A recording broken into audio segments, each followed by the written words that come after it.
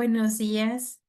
A nombre de quienes integramos Fundación IMSS y de manera especial de su presidente, el doctor Romeo Rodríguez, y la maestra Analía de Fátima García García, directora general, agradecemos su confianza e interés en nuestras acciones. Les damos la más cordial bienvenida a nuestro noveno webinar, Postcongreso FIMS de Salud Mental 2025, Eficacia de la psicoterapia cognitiva conductual en el tratamiento del trastorno de estrés postraumático y síndrome ansioso depresivo en la Unidad de Medicina Familiar del Instituto Mexicano del Seguro Social, impartido por el licenciado Marco Antonio González López. Es un honor tenerlo aquí con nosotros.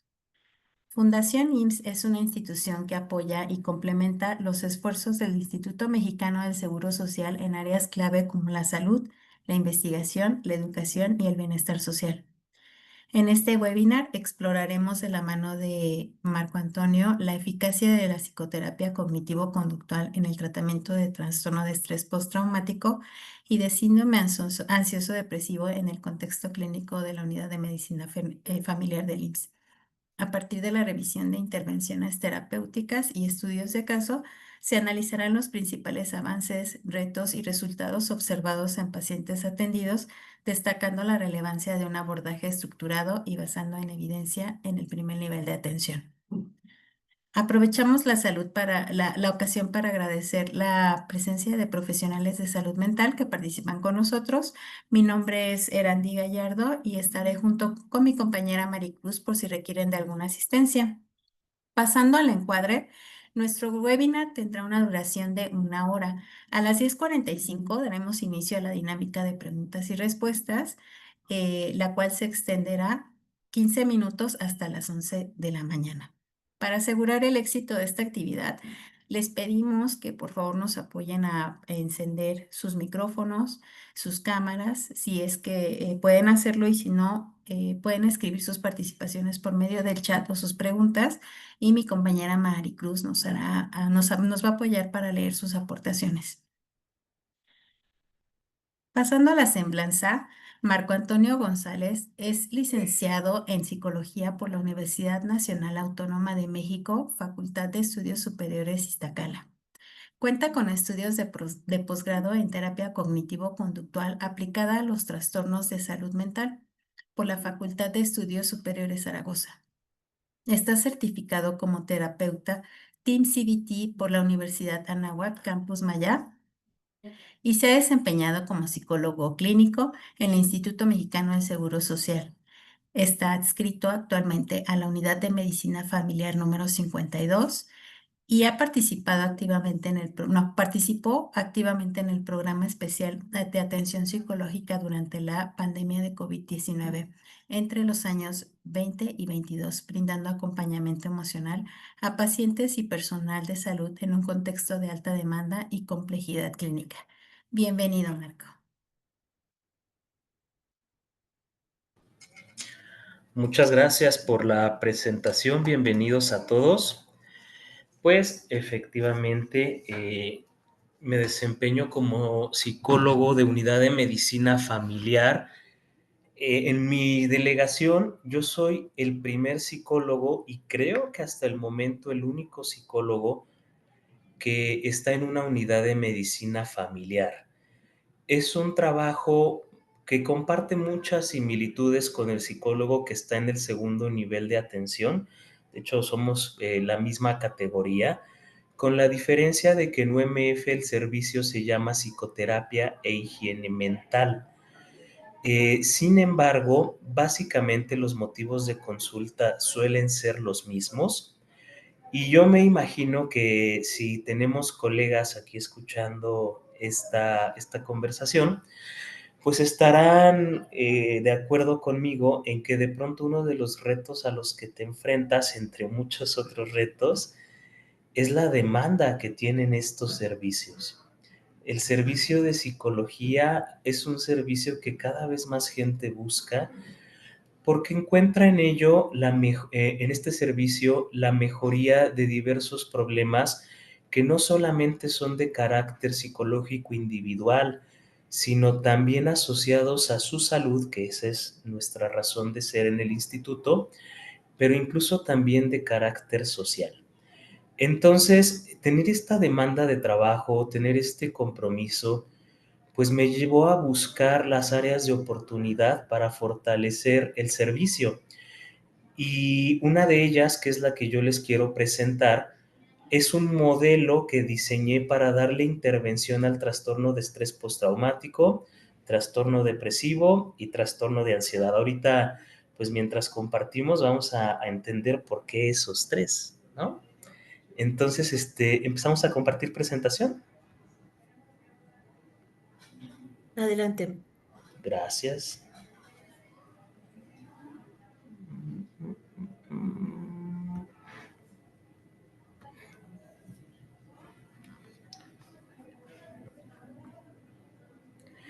Ahí se ve la presentación. Sí, ya la podemos ver. Muy bien. Bueno, entonces, pues justamente como ustedes me estaban haciendo favor de presentarme, hice mi especialidad en trastornos de salud mental y recientemente el año pasado me certifiqué como terapeuta. Team CBT es una terapia cognitiva conductual. Esa ha sido mi orientación teórica. Y entonces el objetivo de esta presentación es conocer la eficacia de un modelo que integre psicoterapias individuales y grupales. Y aquí yo la verdad es que quiero empezar por comentarles, compartirles que la terapia grupal es un modelo que difícilmente vamos a encontrar en el ámbito particular. Casi siempre cuando uno va y consulta a un psicólogo de forma particular, nos va a ofrecer un modelo de terapia individual, donde va a ir uno una vez a la semana durante N cantidad de tiempo, ¿no? Pero de pronto está ese estigma de si la terapia grupal me va a exhibir, si la terapia grupal es peor que la terapia individual. Y yo lo que les quiero compartir aquí es que aún estuviéramos en un medio particular, en un medio privado, la terapia grupal ofrece ventajas que la terapia individual no tiene. Y eso es la gran ventaja que tenemos dentro del instituto, un tamaño de población que nos permite sacar grupos terapéuticos. ¿Qué tal el tono de voz ahí o un poquito más alto? Está perfecto, Marco. Se escucha Muy muy bien. bien. Bueno, no voy a ahondar mucho, obviamente, en el marco teórico, en el entendido de que pues aquí creo que ya conocemos la teoría de los trastornos psicológicos, ¿no? Pero empezando por cosas interesantes que decir del trastorno de estrés postraumático. En el amplio abanico de problemas psicológicos que tenemos en nuestra población y que el Manual de Estadística y Diagnósticos Mentales, el DCM, tiene creo que por ahí de 400 trastornos, no hay uno, o prácticamente es difícil encontrar uno, en el que no esté involucrado el estrés. Así también en los problemas de salud, ya sea el estrés como causal de un problema médico o al revés, ¿no? Un problema médico que causa un trastorno de estrés. Y pues también en los problemas sociales, la verdad es que el estrés es como la gripa de los problemas psicológicos. Sin embargo, de entre todos estos grupos de trastornos que conocemos en el DCM, hay un grupo de trastornos que vamos a llamar los trastornos por exposición al estrés como trastornos de no recuperación. Y ustedes pueden ver mi cursor. Sí, Bueno, Marco. aquí estoy, voy a señalar algunas cosas con el cursor. Es interesante que los trastornos de no recuperación se les llama así porque son trastornos en los que se esperaba que las personas se repusieran por sus propios medios y en algunos casos no es así. Entonces es interesante entender por qué no es así, ¿no? Digo, más adelante podremos platicar de ello. El punto es que solamente hay un grupo de trastornos que vamos a considerar así, los que se inician por un factor de estrés. Y en el caso de las personas que han sido expuestas de manera directa o como testigos a hechos que representan riesgo de muerte, lesión grave accidental o intencionada, violencia o abuso sexual, que ha dejado en su memoria una red de miedo, a esto se les catalogará como trastornos de estrés postraumático. Aquellos trastornos que provienen de una experiencia de este tipo y que las capacidades o habilidades individuales no dieron para poderlo superar por sus propios medios. El problema de estas experiencias es que dejan una red de miedo en la memoria y esta red de miedo, conforme pasa el tiempo, se va asimilando, pero hay veces que se asimila mal. ¿Qué es asimilarla mal? Entender las causas, por qué ocurrió, entender cómo me va a afectar esto en mi vida, entender qué debo hacer para lidiar con esto. Y a veces en esa mala asimilación los pacientes empiezan a sacar conclusiones equivocadas. Y en esas conclusiones equivocadas, pues se va fijando en la memoria un mecanismo deficiente de conductas desadaptativas que nos van alejando de lo que queremos en nuestra vida, de cómo queremos vivir nuestra vida, y nos van más bien orientando hacia defendernos. Y pues esto con el tiempo se va fijando en el cerebro y se va a cronificar un trastorno de estrés postraumático. Más adelante vamos a hablar de que los mexicanos cronificamos los trastornos. De hecho, un mexicano en promedio tarda 9 años en atenderse un problema depresivo. Diferentes causas, ¿no? Lo subestimamos, a veces la falta de terapeutas también expertos que sean eficientes en atender estos trastornos, pero también hay que decirlo, muchas veces la falta de oportunidades para acceder a los servicios de salud mental. En el ámbito público, pues quizá un poco la saturación de los servicios, que yo creo que al instituto hay que reconocerle mucho, que en los últimos años ha aumentado mucho la capacidad de dar atención de salud mental en las unidades. Pues en el ámbito privado, lo que te cuesta ir a una psicoterapia, que no es ir a una, no es ir a un tratamiento que va a implicar varias sesiones psicoterapéuticas, y pues los gastos se te duplican o triplican si vas a estar yendo a atención psiquiátrica. Entonces, el trastorno de estrés postraumático es la puerta de entrada para todos los demás trastornos, o para por lo menos para muchos de los que vamos a ver en nuestras unidades del instituto. Es la puerta de entrada para trastornos alimenticios, por ejemplo. Es muchas veces la puerta de entrada para trastornos psicóticos. Muchas veces es la puerta de entrada para el consumo y abuso de sustancias. Pero en particular es la puerta de entrada para dos trastornos: la depresión y la ansiedad. Entonces, una vez que ha iniciado el trastorno de estrés postraumático, el afectado empieza a aprender un mecanismo de huida de esas emociones que le generan negativas la memoria del trauma, y entonces empieza a evitar contextos, empieza a evitar experiencias. La propia fisiología del estrés con sus hormonas, principalmente el cortisol, el ya sabido síndrome inflamatorio que ocurre, junto con las alteraciones cognitivas negativas. ¿Qué quiere decir esto para quien en este lenguaje vaya iniciando? Que empiezan a quedarse algunas ideas, que el propio paciente habla mal de sí mismo, empieza a desconfiar, empieza a tener sentimientos de culpa, empieza a tener baja autoestima, empieza a tener desconfianza en el entorno, empieza a sentirse muy avergonzado de quién es.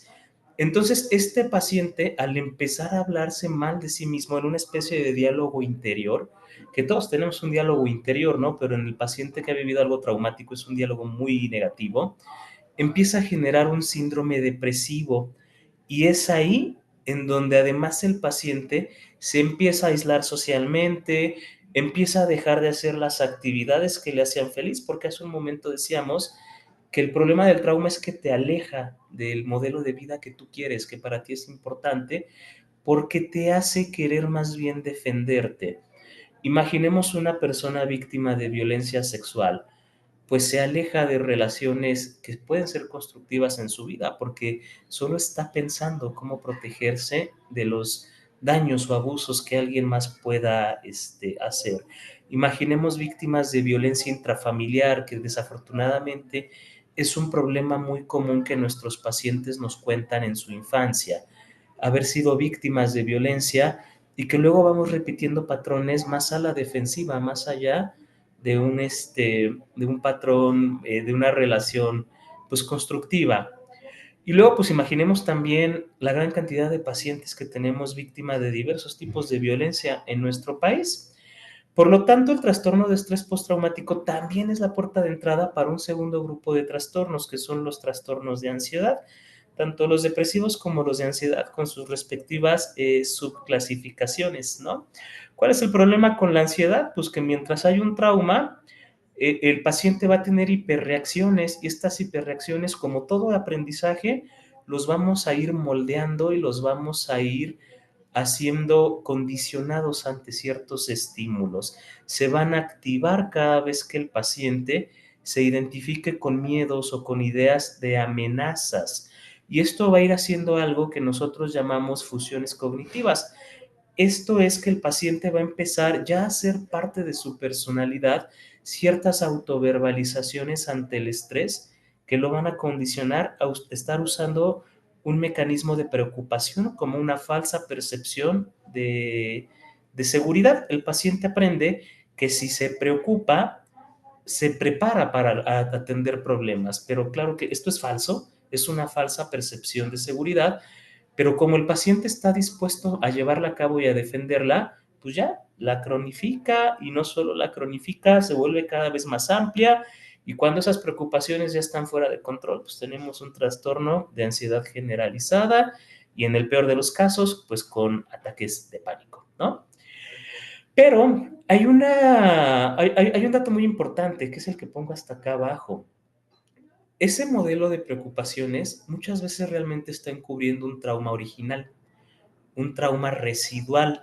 Es por eso que nosotros tenemos que hacer en nuestra entrevista inicial, no solamente definir el problema actual. ¿Cómo definimos el problema actual? Pues a ver, ¿cuál es el motivo de consulta? Que el paciente lo defina muy bien.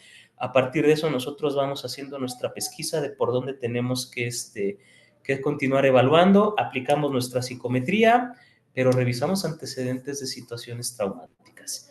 Porque lo más probable es que un paciente que nos está manifestando como motivo de consulta una patología del nivel 1, para quienes no conocen el lenguaje, las patologías de nivel 1 son las que usualmente conocemos: depresión, ansiedad, psicosis, trastornos de conducta alimentaria, etcétera. Lo más probable es que todo eso empezó con un antecedente traumático, que ahí fue donde se fue aprendiendo todo esto que les acabo yo de platicar. Entonces es importantísimo empezar por evaluar estrés postraumático en los pacientes. En esta diapositiva que ustedes están viendo en pantalla, los eventos traumáticos más comunes en el mundo son ataques sexuales y el acoso, que pues yo los puse ahí como uno mismo. En 29% ataques sexuales, acoso casi 10%, ¿no? Casi el 30% de nuestros pacientes, de los pacientes en el mundo, se van a identificar con este tipo de violencias. Y muy probablemente quienes se pongan a investigar antecedentes traumáticos en los pacientes de psicoterapia, es casi que el Padre Nuestro de todos los días, el pan de cada día, perdón, pacientes víctimas de algún tipo de ataque sexual en su infancia. Eso es súper común. Y luego, pues en el mundo, el duelo por la muerte inesperada de un ser querido, ¿no? En Estados Unidos, la estadística es más específica en este orden: violación sexual y otros ataques sexuales, algún ataque físico, homicidio, ser víctima de un hecho de delincuencia, y luego, pues los traumas circunstanciales, esos en los que no participó alguien para hacernos daño, sino pues que son parte de la vida cotidiana. Un accidente vehicular, una enfermedad aguda. Y entonces aquí es importante que reconozcamos dos tipos de trauma. Hay trauma complejo, que es en el que participó alguien que te hizo daño, porque en automático te hace desconfiar de tus habilidades. Y el trauma circunstancial, que es en el que nadie participó para hacerte daño, pues son cosas que ocurren. Claro que en el trauma complejo pues está más arraigado el sentimiento de enojo, está más arraigado el culpabilizar a otros y eso dificulta un poquito la atención. Esto es importante porque más adelante les voy a enseñar por qué divido, dentro de los pacientes de trauma divido dos grupos: el complejo y el circunstancial. Pero bueno, otros datos importantes. En el mundo y en México, ¿no? Vamos a hacer una diferenciación. Yo creo que la pregunta no es si te va a tocar un día vivir algo traumático, la pregunta es cuándo te va a tocar. ¿Cuándo nos va a tocar ser víctima tanto de un hecho complejo como un acto de violencia? ¿O cuándo nos va a tocar vivir una enfermedad, un accidente, la muerte de un ser querido? Honestamente, no creo que haya alguien que se salve de vivir eso, pero dentro de las estadísticas se estima que el 70% de personas en el mundo, de los encuestados, se expusieron ya a un suceso traumático en lo que se define como trauma, pero el 3.9% de personas van a desarrollar el estrés postraumático. Y eso también hay que decirlo, no toda la gente que se expone a un suceso traumático lo va a desarrollar. Decía en la primera diapositiva, es un trastorno de no recuperación. La mayoría de la gente se recupera solita en un mes. El periodo de ventana es un año, por ejemplo, para el duelo, que ya a partir del año se va a considerar duelo complejo. Pero en el caso de los mexicanos, tenemos un dato un poquito más abajo de la media, 68% de exposición comparados con el mundo.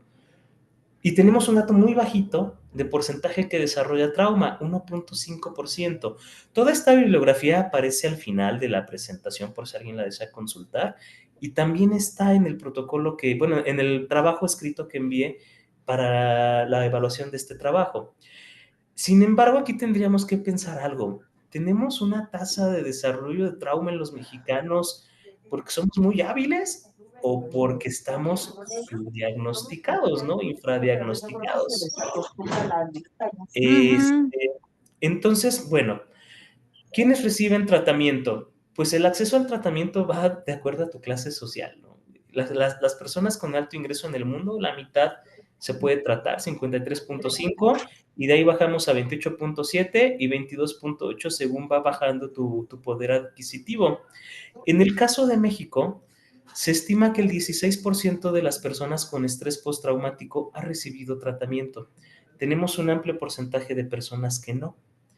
¿Qué ha logrado esto? Lo que yo les decía hace rato con la depresión, hasta 9 años sin tratar un síndrome depresivo. Y muy probablemente quien tiene ese síndrome depresivo lo desarrolló por un estrés postraumático. Porque hoy día las teorías de la depresión ya lo hablan así. El estrés postraumático es la antesala de la depresión, es un predepresor. Entonces, tenemos un problema en México, tenemos gente con estrés postraumático cronificado que pues lleva años y muy probablemente no lo sabe.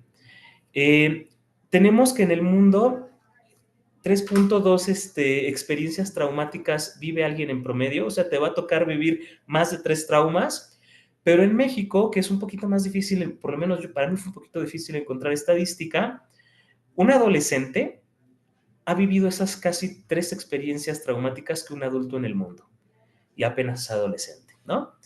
En los hombres y en las mujeres es un poco diferente qué nos causa más el trauma. Casi en todos los problemas psicológicos la tasa de afectaciones nos indica que el género femenino es más propenso a ser afectado, pero la violencia sexual afecta más a los hombres. La participación en conflictos armados, que México es un país que lleva décadas siendo pues, un México bronco, a lo mejor los que vivimos en la ciudad y su zona metropolitana no lo vemos tanto, ¿no? Pero en las provincias es más complicado el tema de los conflictos armados. Y pues bueno, ya buscando datos más específicos de México, pues tenemos algunas intervenciones que ya fueron documentadas desde el sismo del 1985. En el mundo, las intervenciones y los planes para atender el trauma surgen a partir de las guerras. En México tal cual no, sino más bien ha sido de los desastres naturales. Entonces, en el 85, pues encontramos una investigación de Tapia y Conger, en donde el 82% de las personas que fueron afectadas por el sismo sufrieron estrés postraumático. Hay que recordar que el estrés postraumático, como es un aprendizaje, es vicario, también puede ser vicario, perdón. Quizá no se cayó mi casa, quizá no falleció nadie de mi familia, pero ver a mi sociedad sufrir esto también me genera estrés postraumático. Y luego volvimos pues a de esas coincidencias, ¿no? Que tiene la vida. Un mismo 19 de septiembre, pero del 2017, pues otro sismo, donde el 11% de los afectados sufrió estrés postraumático severo y el 12% moderado, según Mondragón. Esto ya es más arriba de la tasa de trauma promedio mundial, ¿no? Y luego también encontré otros datos de inundaciones en Puebla y en Tabasco con tasas bien altas de 49, de 46%, perdón, y de 14% respectivamente, y que en un estudio de seguimiento, se me fue el nombre del estudio, longitudinal, pues al año esas tasas sí habían disminuido, pero las personas seguían afectadas con el estrés postraumático. Entonces, el asunto es que en México se nos juntan dos cosas. Una población que vivimos en un entorno con varios potenciales traumáticos, actos de violencia, no solamente social, sino intrafamiliar, desastres naturales, y se nos junta con una deficiencia en nuestra población, que pues tenemos un poder adquisitivo pues muchas veces mermado para acceder a los servicios de psicoterapia, ¿no?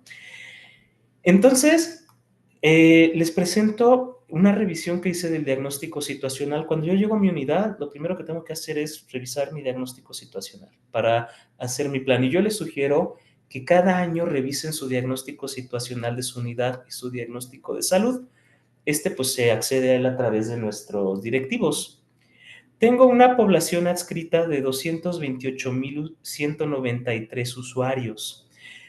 Si el 5% de esos usuarios, como suele ser la estadística de cada trastorno, ¿no? De afectación de población, si el 5% de esa población está afectada, pues ya tengo ahí una muy buena cantidad de gente con quien trabajar trauma, depresión, ansiedad y todos los demás, ¿no? Hay que recordar que estamos en un instituto orientado a la salud. Aquí nos va a llegar gente con enfermedades graves, cáncer, enfermedad renal crónica, amputaciones, quizá por diabetes, la impresión de un diagnóstico severo, accidentes graves que generaron la muerte de un familiar, que les generaron a las personas una discapacidad. Entonces aquí tenemos muchas personas que han vivido experiencias traumáticas y que las UMF o los hospitales son como donde los debemos de agarrar, ¿no? Antes de que se den de alta y vayan y pues lo cronifiquen allá en sus casas. Ahora, respecto al diagnóstico de salud del año pasado, les presento, este es el del año pasado, el de este año obviamente estará pues hasta que acabe este año. Este diagnóstico de salud de mi unidad, en el método Hanlon se describen los 10 principales motivos de consulta del servicio de salud mental. Y entonces el primero, pues es el trastorno de estrés postraumático, y por mucho, casi el 40% del motivo de atenciones, ¿no? Yo manejo tres colores que vamos a ir viendo a través de la presentación. El amarillo para estrés postraumático o trastornos de estrés, el azul para trastornos del estado de ánimo y el verde para trastornos de ansiedad. Y ustedes se dan cuenta, pues una muy buena proporción de los trastornos, de los diagnósticos de esta UMF están englobados en estos tres, ¿no? Y coincide muchísimo con esta guía, la mini guía para el diagnóstico y manejo de los principales trastornos mentales en medicina familiar, que pongo ahí la imagen de la tabla de contenido porque justamente nos dice, hay que enfocarnos en trabajar depresión, riesgo suicida, ansiedad, estrés postraumático, ¿no? Vienen otros trastornos mentales y del comportamiento relacionados a consumo de sustancias. Nosotros los trabajamos de modo preventivo. Centros de integración juvenil es a donde se derivan estos pacientes, al menos así lo hacemos en esta delegación. Y pues luego a todos los que venimos arrastrando desde la pandemia de COVID, ¿no? Que es nuestro grandísimo acontecimiento traumático. Yo diría no solamente para la población, sino para los trabajadores de la salud. Todavía durante la pandemia de COVID, los equipos de salud mental, pues atendimos un montón de compañeros trabajadores, esos reportes se dieron en su momento, pues todavía traemos mucha gente afectada por el trastorno de estrés postraumático que surgió por el COVID. Desde los duelos complejos por todas las muertes que se generaron, las discapacidades generadas a partir del COVID, hasta por ponerles un ejemplo peculiar, ¿no? Una compañera que atendí en su momento, que me decía que no toleraba estar oyendo los sonidos que hace el zip de las bolsas mortuorias, porque ella trabajó mucho bolsas mortuorias y le quedó el condicionamiento de trauma. Entonces esta guía en las generalidades nos empieza a dar ciertas coincidencias. Los pacientes con escala de afectación leve o moderada van a ser atendidos en el primer nivel, mientras que los graves ya van a ser atendidos pues en urgencia psiquiatría, y sugiere la activación conductual para pacientes con depresión. Vamos a retomar esto más adelante, pero para mí es importante mencionar que ya la guía lo menciona. Y entonces, pues creo que hay unas cuestiones a analizar antes de hacer la planeación, o para hacer la planeación, antes de hacer intervención, antes de ponernos a dar terapia. Tenemos que pensar esto, quienes nos vamos a dedicar a esto dentro del instituto. Primero, pues reconocer tu capacidad instalada, ¿no? Mi indicador mensual son 177 atenciones por mes, pero dada la cantidad de mi población, no es viable que yo le ofrezca a mis pacientes, así como a lo mejor se ofrece en los medios particulares, terapia con frecuencia semanal. Aquí no se puede. La cantidad de pacientes es grandísima. De trastorno de estrés postraumático, del estado de ánimo y de ansiedad, que representan, según la ley de Pareto, el 80% de mis atenciones, ¿no? Segundo, no solamente no se puede utilizar ese modelo, nos conviene utilizar terapia grupal. La terapia grupal ofrece ventajas competitivas que la terapia individual no tiene. Una de ellas es que en una sola sesión das información que todos esos pacientes necesitan saber en vez de estarle explicando paciente por paciente. Segundo, el hecho de que haya personas con el mismo diagnóstico en un mismo grupo hace que haya una autoayuda entre ellos. Haces dinámicas con ellos, ellos se van ayudando a hacer sus dinámicas y van aprendiendo uno del otro. Y unos van aprendiendo cómo otra persona que tiene un problema similar va progresando y se hace un aprendizaje vicario que les ayuda a mejorar. Tercero, es necesario estandarizar nuestras terapias. De pronto los psicólogos tenemos pues una cosa que es buena y mala a la vez, ¿no? Tenemos como 400 orientaciones teóricas para trabajar y cada quien trabaja así como a su manera. Hay guías de práctica clínica, pero creo que estandarizar un modelo de terapia para el 80% de nuestros problemas, que son trauma, estrés, depresión y ansiedad, nos va a ayudar muchísimo tanto a nosotros como a los pacientes, porque les estandariza mucho su aprendizaje. Y entonces, ¿cuál es el modelo que yo les estoy presentando? Bueno, primero, todos los pacientes naturalmente nos llegan referidos, ¿no? Por un médico familiar, en mi caso, o un médico no familiar, cuando vienen referidos de otras especialidades en segundo nivel, principalmente psiquiatría. Y sí es importantísimo que haya una valoración del médico. Eso es algo que nosotros debemos de tener como mucho cuidado, estar leyendo qué nos está mandando el médico. Incluso yo que tengo acceso a SINF, cada vez que tengo un paciente de primera vez, yo le hago una revisión rápida a su expediente en SINF, porque hay problemas médicos que son de relevancia para el problema psicológico. Problemas hormonales, problemas de tiroides, por ejemplo. A veces me encuentro personas que ya llevan años con diagnósticos depresivos, ansiosos, y entonces eso me hace tener una idea más amplia desde dónde debo rastrear el inicio de su problema. Vamos a tener una sesión inicial. En la sesión inicial, yo les recomiendo aplicar una prueba de screening o cribado. Son pruebas como que solamente te ayudan a detectar banderas rojas. En lo particular, yo uso uno que se llama BMS, pero tenemos otras que nos dan las guías de práctica clínica.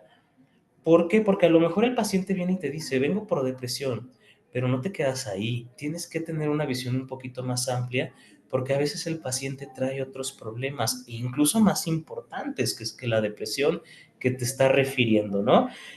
Y no sé ustedes, pero a mí de repente sí me llegan los pacientes que, ¿cuál es su motivo de consulta? No sé. ¿Por qué viene? Porque el médico me mandó, híjole, a ver, vamos a aplicarle un screening. Y resulta que el médico, pues sí, vio algo que el paciente a lo mejor no está queriendo aceptar. Y sí, ahí en el screening lo podemos ver, ¿no? Y entonces vamos a valorar la pertinencia de la inclusión a la terapia grupal, porque también eso es importante mencionarlo. No todos los pacientes son candidatos a terapia grupal. Naturalmente que personas que tengan deficiencias cognitivas como retrasos mentales, pues no son candidatos, ¿no? Personas que tengan alteraciones en su sensopercepción tampoco son candidatos. Entonces, una vez que valoramos que el paciente sea apto para incluir una terapia grupal, este es como el terapia paquete, el plan estándar de psicoterapia que estoy sugiriendo. Los meses son un ejemplo. Por ejemplo, en un primer módulo de estrés postraumático, en el entendido de lo dicho anteriormente, prácticamente si un paciente me está refiriendo a padecer depresión o ansiedad, es casi seguro que tuvo estrés postraumático. Sí los hay los que no, pero creo que son la minoría. Entonces empezamos por resolver temas de trauma. Ahora, ¿qué pasa? Que mucha gente dice, no, creo que no estoy tan afectado por lo que viví, pero a la hora que se presentan a las terapias de grupo, acaban cambiando de opinión. Eso pasa muy seguido.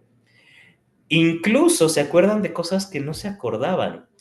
Y entonces yo lo que estoy ofreciendo a estos pacientes es un periodo bimestral, enero-febrero, por citar como ejemplo, 3 sesiones en enero y 3 sesiones en febrero grupales. Son 6 sesiones para hablar de su estrés postraumático en forma grupal y enseñar algunas habilidades generales que luego con un seguimiento individual vamos a personalizar. ¿Cuál es la queja usualmente de los pacientes? Que si tú vas a psicoterapia LIMS, el psicólogo me va a ver cada mes, cada 2 meses, me volvieron a dar una cita en 4 meses, ¿eso para qué me sirve? Y tienen toda la razón, eso no le va a servir a nadie. Pero no es tanto el problema si yo te veo de forma individual cada mes o incluso cada 2 meses, si yo te voy a estar viendo cada semana en terapia de grupo. Entonces, eso le va a servir al paciente. Por lo tanto, yo lo que le sugiero es semana 1, semana 2 y semana 3, darles 3 sesiones de terapia grupal y en la cuarta semana a esos pacientes de terapia de grupo, seguimiento individual. Semana 1, semana 2 y semana 3 del siguiente mes, la sesión 4, 5, 6 y en la última semana una cita individual. Acaban su modelo de trauma y continuamos con modelo de depresión. Acaban su modelo de depresión y continuamos con modelo de ansiedad. De modo que al paciente en un trimestre ya lo viste por ahí de 20 veces, entre las terapias individuales y las grupales. Y en las grupales realmente ya vamos a ir muy enfocados a personalizar lo que el paciente aprendió en sus sesiones grupales, ¿no? Ya el paciente ya lleva mucha idea de qué tiene que hablar en la terapia grupal y nos permite en los 45 minutos ser muy eficientes en su seguimiento individual. Cuando tú decidas terminar el modelo, ¿por qué? Porque a lo mejor dices, sabes que este paciente lo voy a meter al de depresión, pero al de ansiedad no, o así juegas con tus terapias de grupo, ¿no? A lo mejor consideras que no todos los pacientes están para los 3 bloques de terapia. En tu última sesión individual, hay que cotejar en términos cualitativos y cuantitativos el progreso. No nada más es el paciente de, ya me siento mejor, ya se siente mejor, perfecto, suelta.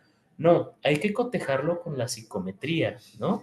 Y entonces valorar si sí tenemos un paciente apto para el alta o tenemos que hacer un reajuste.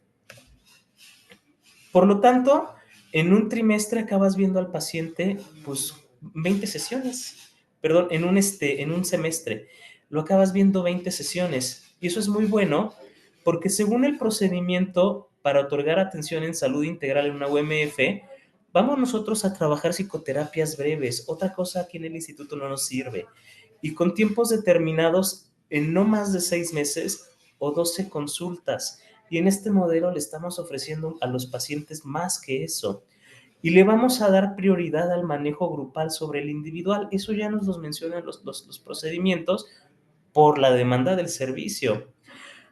Nuestro procedimiento 048, que es como nuestro procedimiento mater para los que nos dedicamos a la psicoterapia, de igual forma nos dice primero, y esto es muy importante, del numeral 3.8, vamos a poder hacer métodos específicos de trabajo. Para quien no los conoce, es hacer un documento que va a pasar a revisión y en su caso aprobación por nuestro cuerpo de gobierno de nuestra unidad, donde vamos a modificar aquellas cosas o a más bien agregar aquellas cosas que no están contempladas en nuestra normativa porque así lo requiere nuestro servicio. Pero nos repite, psicoterapia breve, no más de 6 meses o 12 sesiones. Nosotros tenemos, según el 3.15, la facultad de valorar la conveniencia de integrar o que los pacientes permanezcan o no en las terapias de grupo.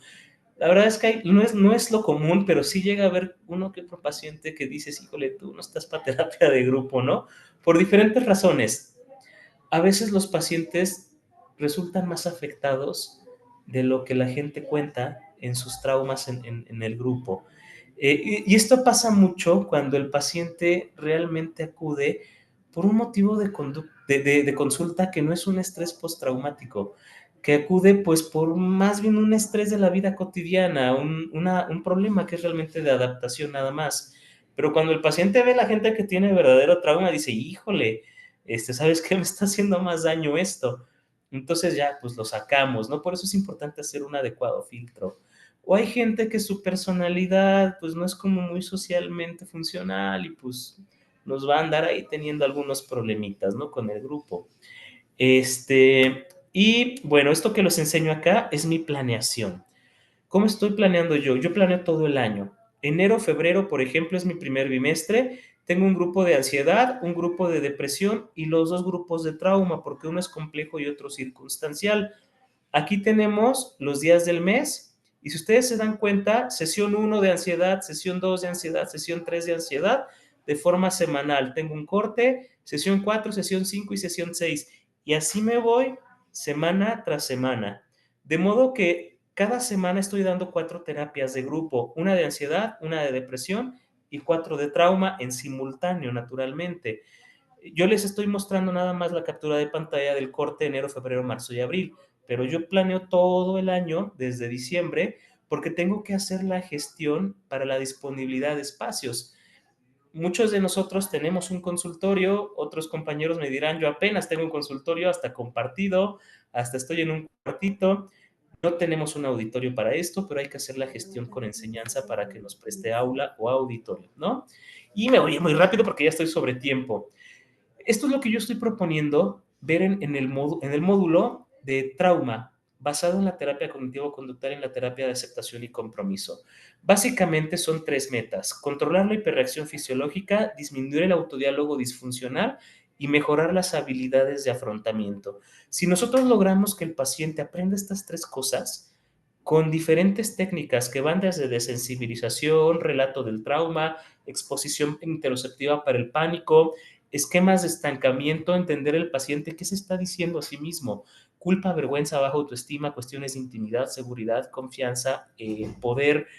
Los que ya estamos a lo mejor un poquito más entendidos en las terapias de tercera generación, las fusiones cognitivas, el autodiálogo guiado.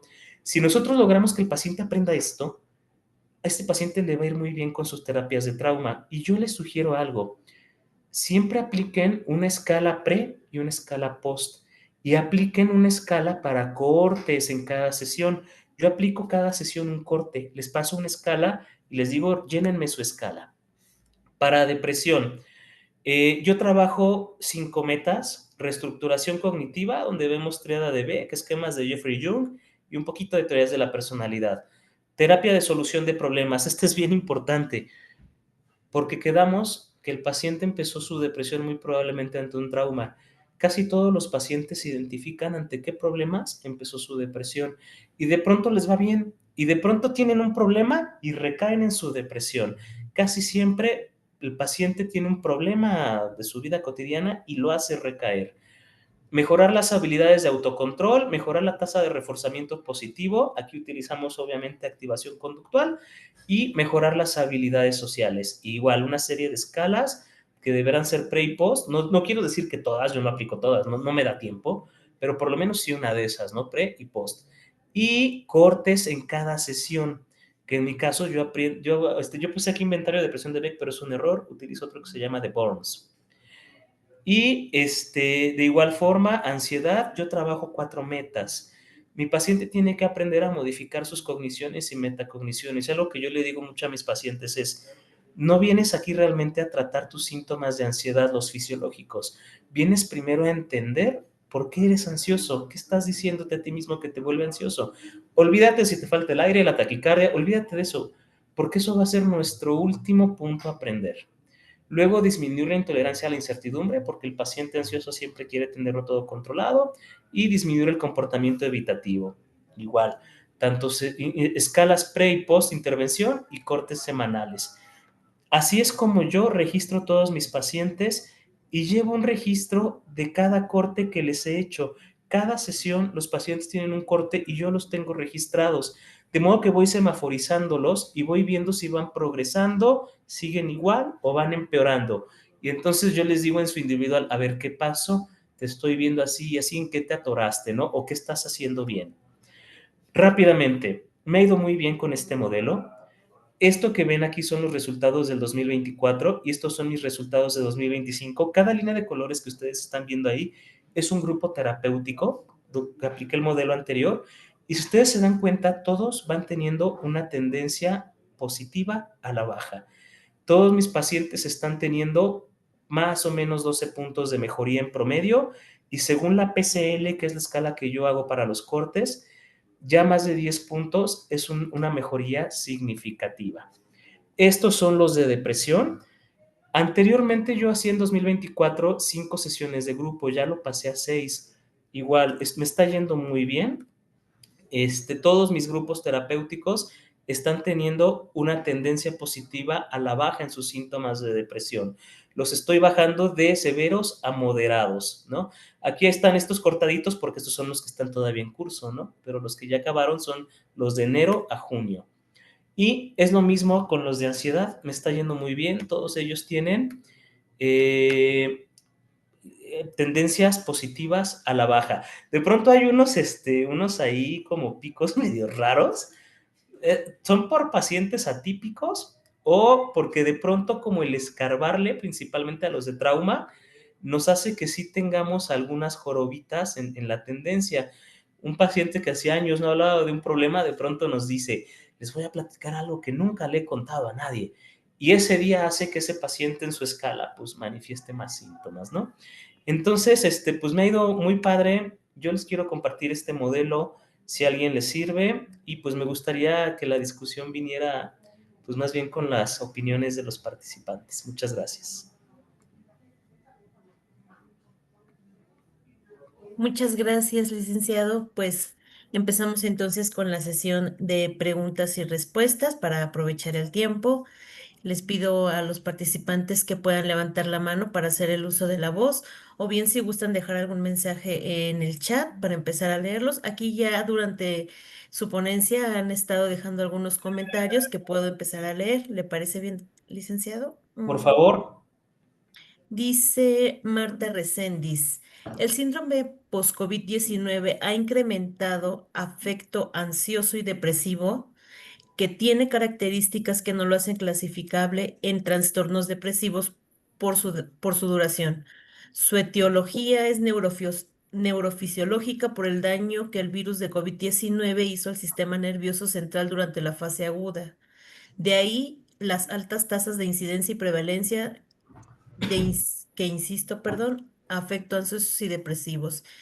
Es muy importante hacer diagnóstico entre secuelas post-COVID y trastorno de estrés postraumático y o trastornos depresivos. ¿Gusta comentar algo o la participante gusta hacer uso de la voz para explicar un poquito mejor este comentario? Verónica Hernández, por su parte, pregunta, ¿qué valoración mencionó? La valoración que aplica, licenciado. Bueno, respecto al primer comentario, Ujú. salvo que la participante ahorita nos lo ahonde, efectivamente, el síndrome post-COVID, por las propias hormonas del COVID, por ejemplo, el cortisol y el consecuente efecto inflamatorio del cortisol, que a muchos, me incluyo, nos generó un síndrome depresivo post-COVID, caracterizado por pérdida de memoria, pérdida de capacidad de concentración. Sí, es un tema fisiológico a atender por los expertos en esa área. Sin embargo, nosotros los psicoterapeutas, principalmente los que trabajamos terapia cognitiva, tenemos una regla, no hay un problema psicológico que esté ajeno a un proceso de un autodiálogo.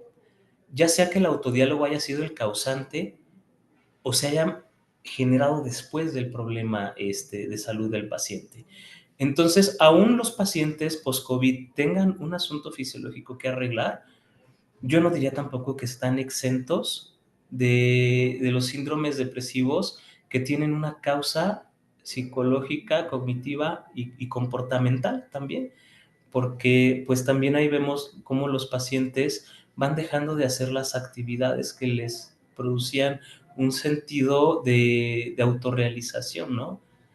Y la segunda era la escala referida, pero es que mencioné varias. Creo que se refiere a la de screening. Ujú. Ah, ok.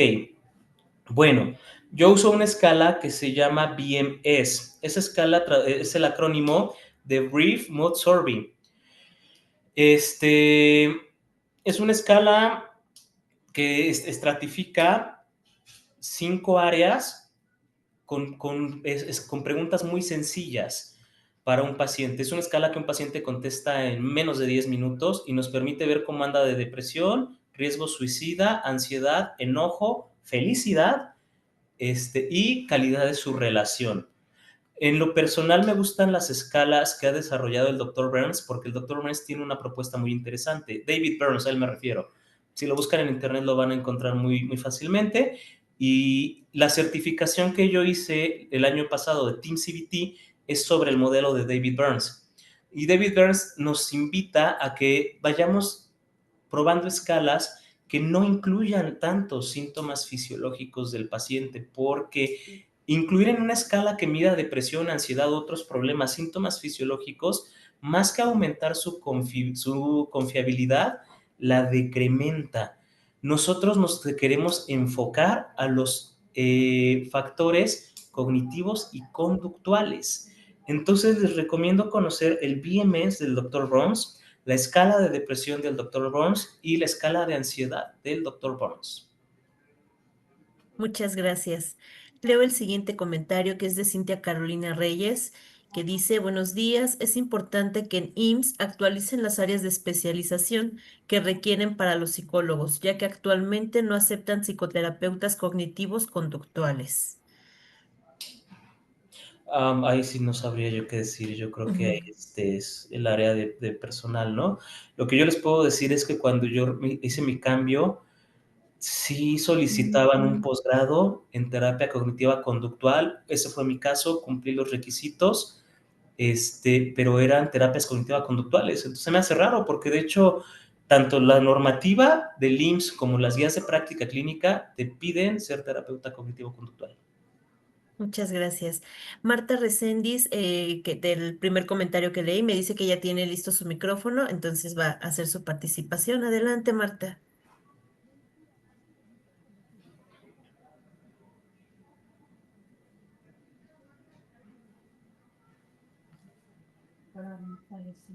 Hola, hola.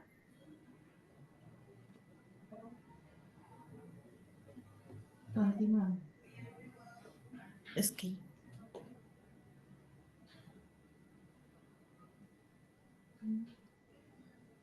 no escuchamos a la doctora Marta Recendis. Mientras paso al siguiente comentario, en lo que nos responde Marta Recendis, dice Laura Elizabeth, maestro, ¿podría escribir en el chat el nombre y autor de esta escala que estratifica 5 áreas? Gracias por su ponencia.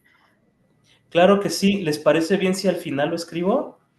Ahorita que acaben las participaciones, no quisiera que se me desestabilizara el internet o algo así. Gracias, De doctora. acuerdo. Por último, María Trinidad dice que es coordinación y auxiliar en el OAT de, no entiendo, México Oriente, perdón, y dice muchas felicidades al licenciado Marco González, excelente y talentoso psicólogo clínico quien trabajó en salud mental durante COVID-19, dejando muchas aportaciones a esta OAT en México Oriente, dice. Pues muchísimas gracias. La doctora Trinidad fue nuestra jefa y ella fue la que realmente dirigió todo esto, la maestra de ceremonias. Bueno, pues ya, parece ser que está teniendo problemas con el micrófono de la doctora Marta. Entonces, creo que el otro comentario que había dejado ella era sobre el manejo grupal que está indicado en el manual. Dice, el manejo grupal está indicado en el manual, pero no es lo indicado porque el manejo en grupo es muy delicado y requiere especialización. Es el comentario de ella. Nosotros somos los especializados. Ujú, justamente. pues creo que ya no hay más comentarios.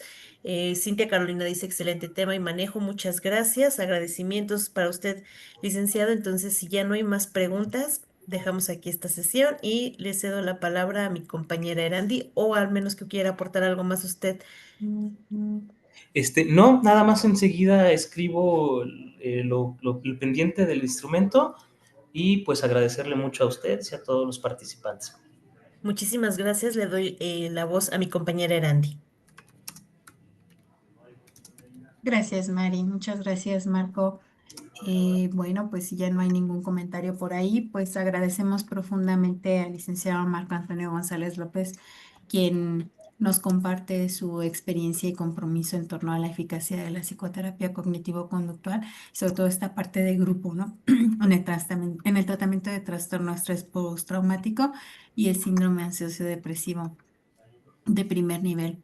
Nos llevamos la reflexión de que brindar una atención oportuna basada en evidencia y con sensibilidad clínica puede transformar significativamente la calidad de vida de las personas que atraviesan estas difíciles condiciones. Sigamos construyendo espacios de escucha, apoyo y apertura para colaborar con la salud mental de las personas. Y muchísimas gracias a todos por su participación, por sus aportaciones también. Los invitamos a seguirnos en nuestras redes sociales escaneando el QR para estar atentos a nuestros anuncios. Hasta pronto.